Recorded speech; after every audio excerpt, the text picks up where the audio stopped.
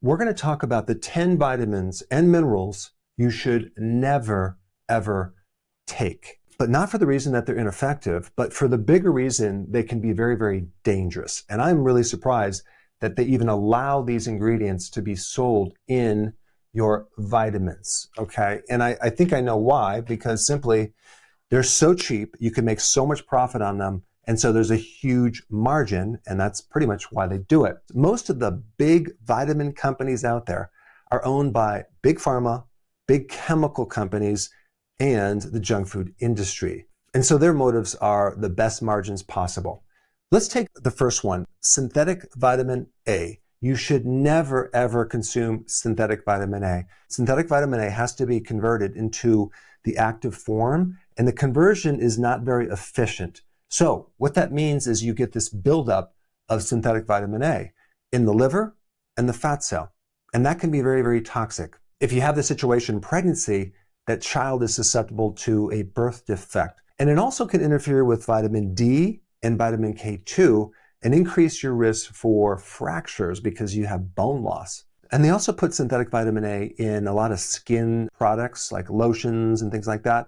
The problem is when that synthetic vitamin A gets exposed to UV radiation, now we just increase the carcinogenic effect. You're going to identify it by this right here, usually retinol palmitate or retinol acetate. Instead, get your vitamin A from egg yolks, liver, cod liver, and not from the synthetic version of vitamin A. We need vitamin A for the internal mucous membranes of our sinuses, of our lungs, of our colon. We need vitamin A to be able to see, especially in the dark. The immune system depends on vitamin A. So vitamin A is super important. Let's go to number 2, synthetic beta carotene. When I talk about beta carotene, a lot of times people think, oh, that is vitamin A, isn't it? No, it is not. Even though some people think it is, beta carotene has to turn into the active form of vitamin A. You know, you might think about beta carotene and carrots. You would have to consume a tremendous amount of carrots to get even close to the RDAs for the active form of vitamin A. You know, they make synthetic beta carotene from coal tar, petroleum. And this is why they found when they did large studies on beta carotene, the synthetic version, they saw an increase of lung cancer in smokers by I think like 18%. Now, why would that be in smokers and maybe not other people? Well, first of all, smokers have a lot of damage in their lungs, making their lungs very vulnerable and weak and even susceptible to getting cancer. So apparently the synthetic version of beta carotene comes in there and flips the switch and activates the cancer. So the natural version is protective. The synthetic version is not protective. It can create problems. Let's go to number 3, folic acid. Vitamin B9, it's one of the B vitamins, but folic acid is different than the active form of B9, which is folate. So it's another synthetic vitamin. Here's the problem with taking folic acid. 30 to 40% of the world population has a problem with a certain gene. It's an alteration of this gene called MTHFR. The simple explanation is that this gene helps to convert folic acid into the active form folate. And if you have a problem with that gene, you're not going to do that. So what happens is you start building up this folic acid in the blood. And then we get a risk for cancer. Then we get a suppressed immune system and all sorts of symptoms that they might not connect the dots to this right here. Unless they had a DNA test and they're aware that they have this gene issue, and then also they're not even realizing they're consuming that in their foods quite often. You want to read the label and make sure you take folate or just consume foods high in folate. Dark, leafy, green vegetables have a good amount of folate. All right, the next one is number 4, synthetic B12.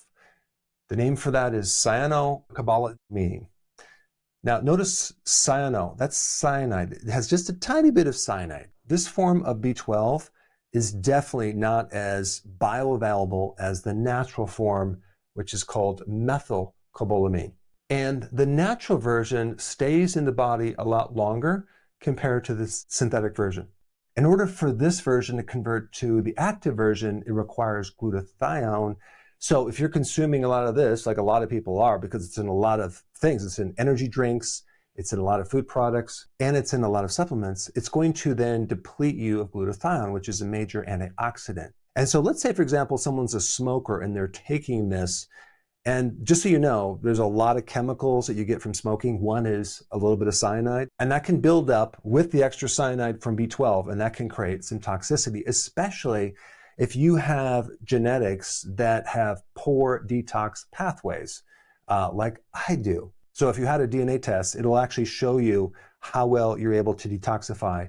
And if you have a problem with those detoxification pathways, you want to avoid synthetic toxins as much as possible. It's really easy to get the natural version of B12 from red meat or liver. So that's really where I recommend you get that from. Number 5, calcium carbonate. If you take a look at the first ingredient in a lot of the common popular one-a-days, the first ingredient of all of them is calcium carbonate. That's why the bottle is so heavy. It literally has rocks in it as the first ingredient, which means it's probably the majority of that product, which is just mind-blowing. It can actually build up into the body where it dumps into the arteries or the kidneys, okay?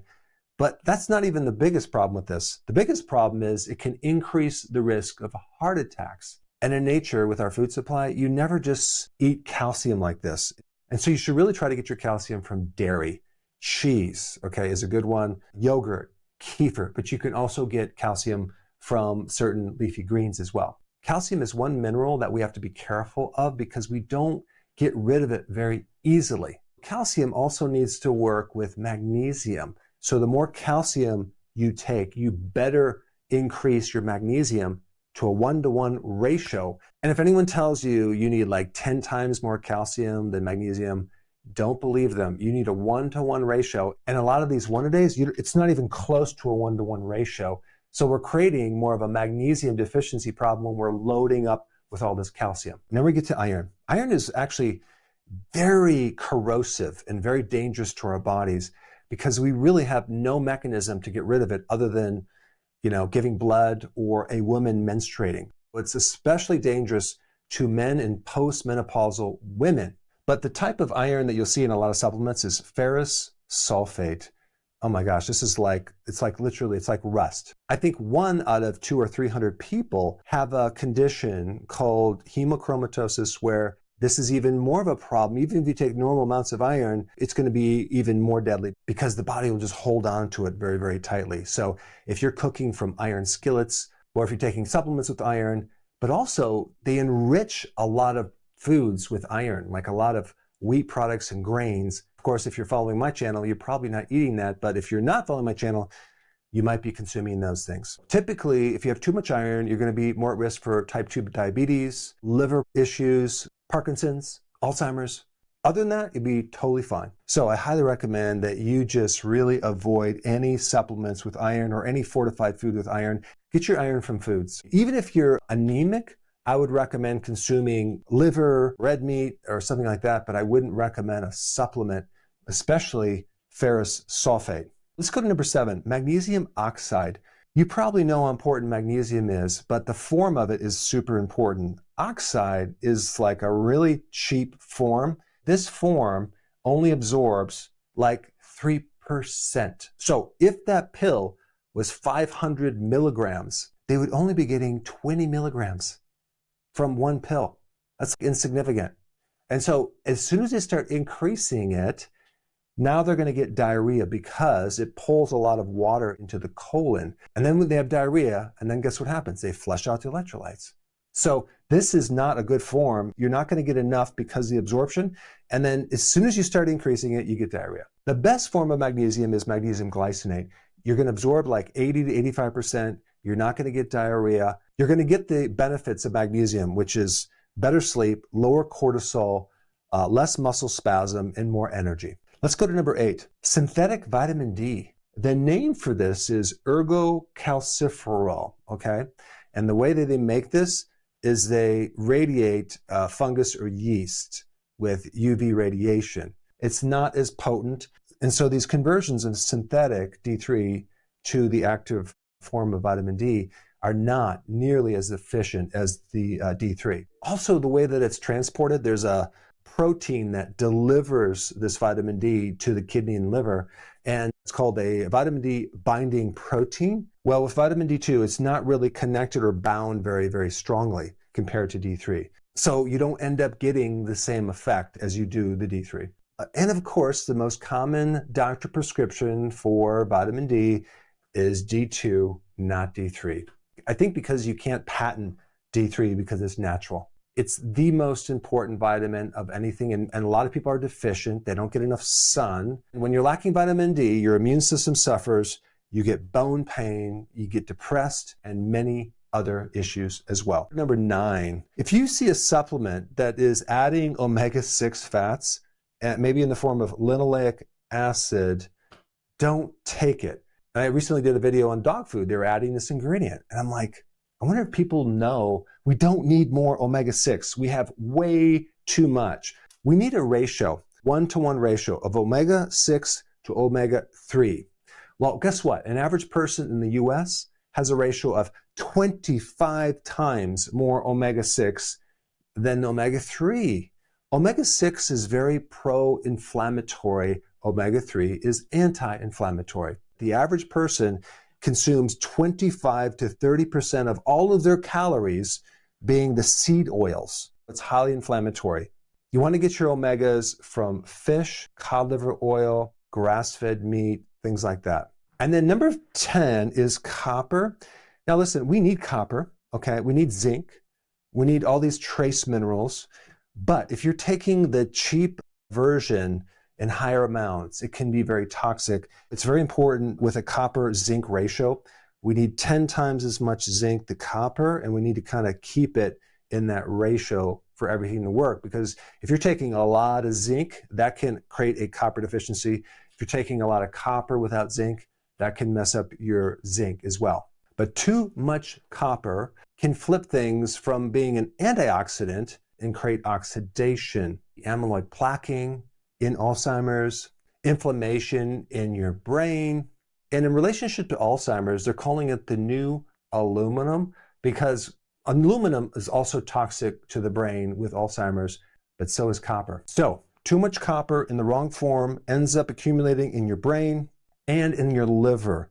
Get your trace minerals, especially copper, from shellfish or liver or dark chocolate. And if you do take copper, make sure you take it with the other trace minerals in the right combination. Now, I briefly touched on magnesium oxide and magnesium glycinate. There are many other forms with different purposes, different absorptions. I created a video on that that's super interesting. I think you'd really enjoy it, and I put it up right here. Check it out.